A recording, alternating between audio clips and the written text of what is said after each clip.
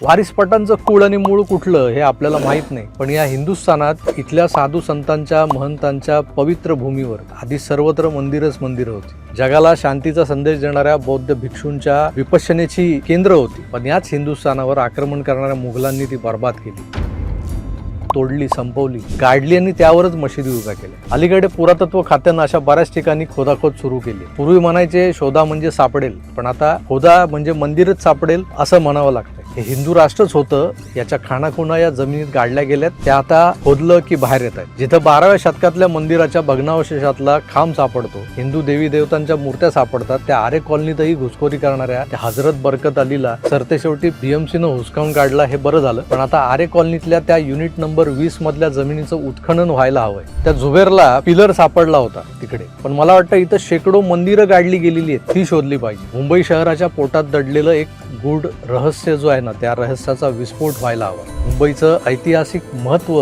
हे जगासमोर यायला हवं, नाहीतर उद्या सगळ्या आरे कॉलनीत एक एक करत असंख्य थडगी चादरी सकट दिसतील आपल्याला, आणि एखादा वारिस पठाण येईल सांगायला की येतो वकफ की प्रॉपर्टी आहे.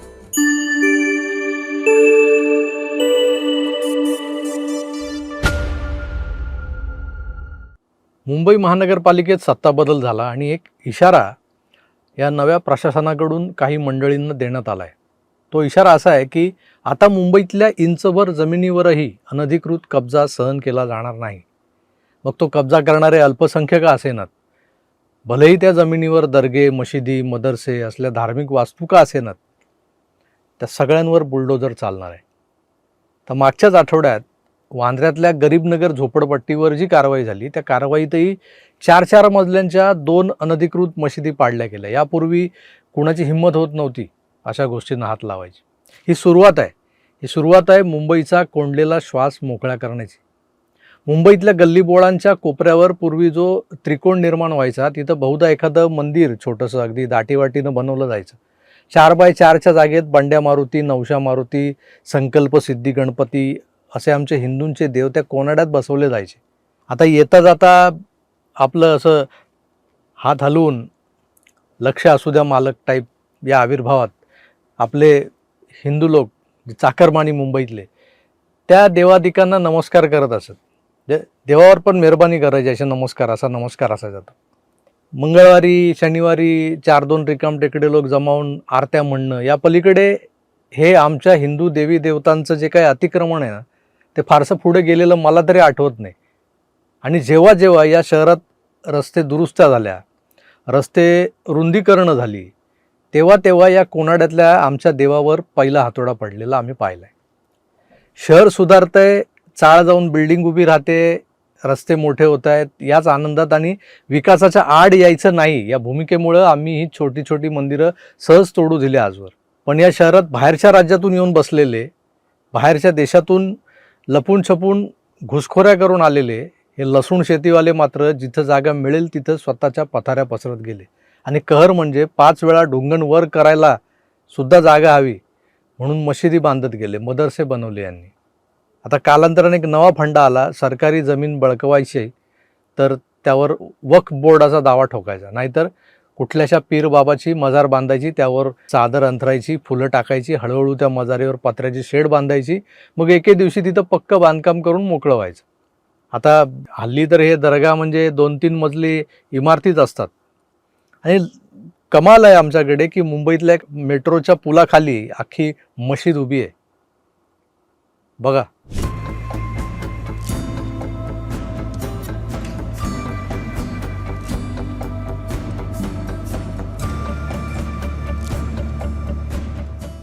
मी आज हा विषय का मांडतोय हे तुमच्या लक्षात आलेलं असेलच, कारण मुंबईत सध्या चर्चा आहे ती आरे कॉलनीतल्या हजरत सय्यद बरकत अली शाह या पीर बाबाच्या अनधिकृत दर्ग्यावर काल बुलडोजर चालवला आहे BMCनं. त्याची तब्बल 50 वर्ष झाली या दर्ग्याला, असं इथले लोक सांगतात. आधी एक थडगं होतं म्हणे, मग हळूहळू त्या थडग्याचा ताजमहल बनला. पण आरे कॉलनी म्हणजे या मुंबई शहराला ऑक्सिजन पुरवणारं हिरवगार जंगल आहे. आता हिरवा रंग आला की तो आपल्याच बापजाद्यांचा माल आहे.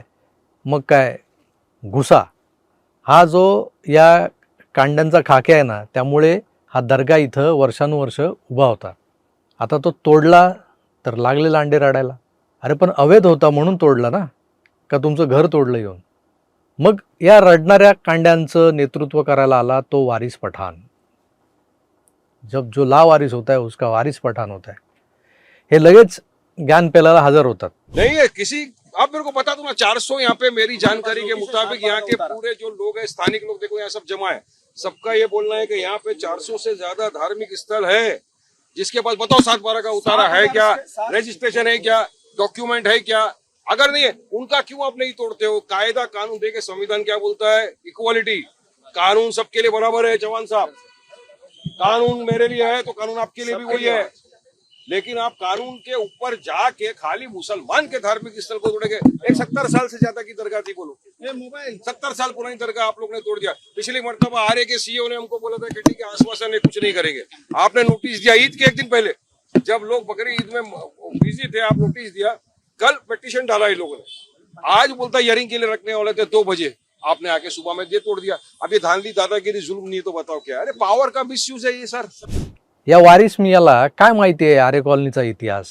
आगरीपाडा, नागपाडा, मदनपुरा, भायखळा सोडून कधी बाहेर गेलाय का? मुंबईत फिरलाय का? पण इथं आला धावत. म्हणे 70 साल पुराना दरगाह क्यों तोड़ा, अब पूरी मुंबई में जो मंदिर है वो भी तोड़ो. तर मूलतः आरे मिल्क कॉलनीचे तबेले, मिल्क कलेक्शन सेंटर्स आणि पशुवैद्यकीय महाविद्यालयाचं एक हॉस्टेल या हिरव्यागार परिसरात होतं मूळचं. आरेचं मला वाटतं तिथे मुख्यालयही होतं. मुंबईतले जे आदिवासी आहेत, जे इथल्या दुर्गम पाड्यांमधले मूल निवासी रहिवासी आहेत, ते इथे राहतात या आरे कॉलनीच्या जंगलात. यांच्याही आधी म्हणजे 12व्या शतकात या भागात नेमकं काय होतं हे वारिस मियांना माहीत नसणार. आता एक क्लिप दाखवतोय मी. आता ती क्लिप तुम्ही तर बघा, पण ही क्लिप त्या मियाला पण दाखवा, कारण आरे कॉलनीतच राहणारा एक मुसलमान आहे जुबेर. काय सांगतोय ते बघा. बताइए ना आप एग्जैक्टली ये कब मिला, क्या मिला? एक्चुअली 14 जनवरी को तबेले का साफ सफाई जो गोबर का था वो हम लोग साफ सफाई करवा रहे थे, जाम हो गया था कहीं. तो ये साफ सफाई के नाले के कहीं साइड में ये था ऐसा रखा हुआ. हमने उसको जीसीपी से हटाया तो ये डिज़ाइन दिखा मुझे इसका. तो डिज़ाइन दिखा तो सर हमने उसको धोए, साफ सफाई की तो ये ऐसा दिखा सर वहाँ से तबेले से. देन उसको गोबर था अच्छा नहीं तो यहाँ लेके आए हमने उसको. यूनिट नंबर कितना है? Unit number 20. आरे मिल्क कॉलोनी में. ये सारे मिल वाले प्रजाप. अच्छा, और ये आपने इसके बारे में किसी को इन्फॉर्म किया? यस एएसआई को इन्फॉर्म किया सर. ओके, और कब इन्फॉर्म किया था? सर को हाल ही में 2-4 दिन पहले इन्फॉर्म किया सर. तो उनके साइड से कुछ नहीं रिस्पॉन्स? सर, कुछ रिस्पॉन्स मैं डीजी सर को किया है और रीजनल डायरेक्टर को किया है अपने रीजन. ओके, और इससे पहले आपको ये एरिया में से क्या मिला था उसके बारे में थोड़ा बताएंगे? मुझे एक्चुअली कुछ साल पहले शिवलिंग का मिला था, भारवाहक मिला था, महाकाली जी की मूर्ति मिली थी. देन और भी स्टेचूज मिले हैं काफ़ी सारे. तो मैंने एएसआई को उस टाइम इन्फॉर्म किया था. तो एएसआई ने उस टाइम सर्वे किया था यहाँ पे. एएसआई सर्वे किया तो उन्होंने अपना एक नॉर्मल रिपोर्ट बनाए थे अपना ये सारे स्टेचूज के ऊपर से. तो उन्होंने एक प्रिडिक्ट किया था कि 12th सेंचुरी का अराउंड का है ये, और ये टेम्पल कॉम्प्लेक्स है, और ये temple site is not clear. मतलब क्लियर नहीं है कि टेम्पल साइट है, और डिटेल स्टडीज नीडेड. उन्होंने अपने रिपोर्ट में क्लियरली मेंशन किया कि यहाँ पे डिटेल स्टडीज नीडेड है, ज़रूरी है ये साइट. तो उसके बारे में कुछ? इसके आगे सर कुछ हुआ नहीं. उन्होंने अपना डायरेक्टर जनरल को पुटअप किया फाइल यहाँ से, पर शायद वहाँ से भी रिप्लाई नहीं आया. ये कभी किया था फाइल पुटअप अंदाज से? सर आज 2 साल हो गया सर. सो 2023 में? हाँ 23 में किया सर. ओके. देन उसके बाद हम लोग ने भी काफ़ी मेल किया उनको, पर वहाँ से कुछ रिप्लाई नहीं आया. हमारे एक्चुअली हम लोग ये चाहते हैं सर, मतलब हम लोग पर्सनली चाहते हैं, मैंने डिस्कवर किया. तो ये सारे जो एरिया है, जो इतने सारी चीज़ें यहाँ पे मिल रही, तो ऐसा और भी चीज़ें यहाँ पे मिल सकती है. जैसे मुझे एक नॉर्मल इंसान को ये सारे ऊपर से मिल सकते हैं, तो ज़मीन के अंदर और कितनी होगी. तो मैं चाहता हूँ गवर्नमेंट अपने यहाँ पे एक्सकावेशन करे और संरक्षण करे सारी चीज़ों का. एक्सकावेशन करके जो निकलेगा संरक्षण करे, और मामले की जाँच हो कि ये सारी चीज़ें इतने यहाँ पे आए कैसे. और आपका नाम क्या कहा आपने? जुबैर अंसारी. ओके, और आप आरे में ही रहते हैं? हाँ यही बॉर्न एंड बर्थ है, हम लोग 4th जनरेशन सर यहाँ पे. ओके, ठीक है, थँक यू. हे सगळं जंगल ज्या भागात होतं त्याला पहाडी असं नाव होतं, जे अलीकडचंच आहे. पण पूर्वापार इथं एक संस्कृती वसलेली होती. त्यात हिंदू धर्मासह बौद्ध धर्माच्याही खाणाखुणा दडलेल्या आहेत. आरे कॉलनीच्या जंगलात बरंच काही गाडलं गेलं आहे. बहुधा एक मोठं मंदिरांचं, प्रार्थनास्थळांचं संकुल, एक टेम्पल कॉम्प्लेक्स या जंगलात होतं. जसं दिल्लीत होतं, जिथे कुतुब मिनार उभा राहिला आहे. तिथं म्हणे 70-75 मंदिरं होती. त्यात हिंदू धर्मीय होते, जैन धर्मीय होते, बौद्ध धर्मीय होते.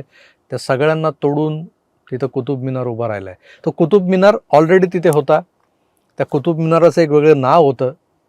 तो बांधणारा जो राजा आहे तोही वेगळा होता, पण आपल्याला इतिहास जो सांगितला गेला आहे तो भलताच आहे.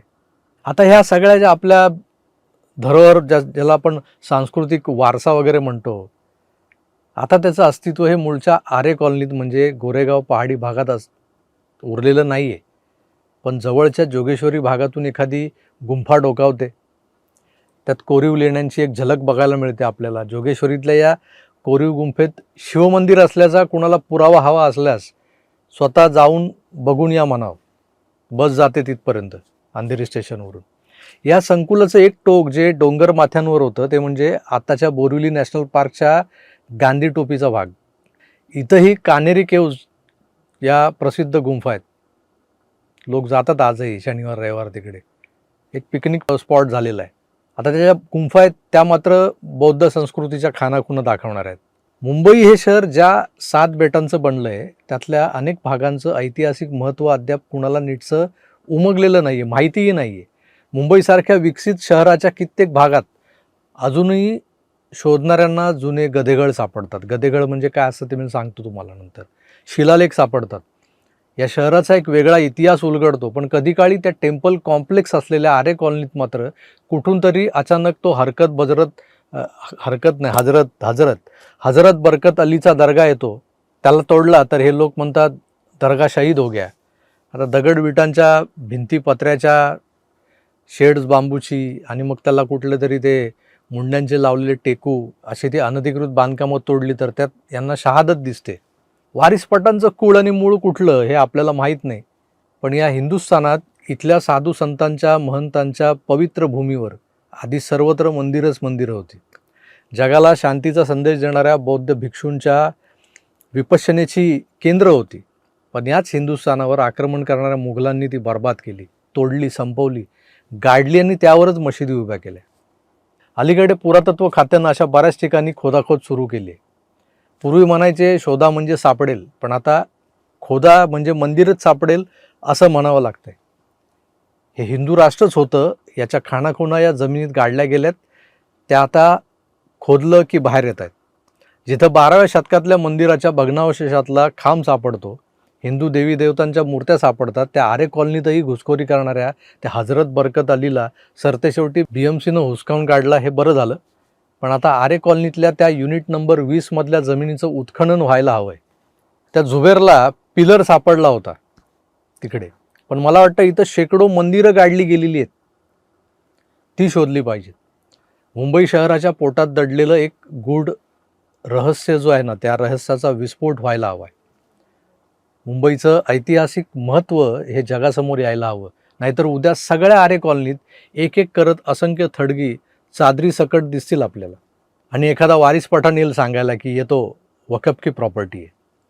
आता वेळीच जागे व्हा आणि मुघली आक्रमकांनी जमिनीत गाडलेल्या आपल्या हिंदू संस्कृतीचं पुनरुज्जीवन करण्याचा संकल्प सोडा. नाहीतर उद्या तुमच्या आमच्या घरांवरही वकफ बोर्ड का माल है म्हणत हे लसणीचे नोटिसी चिटकवायला येतील.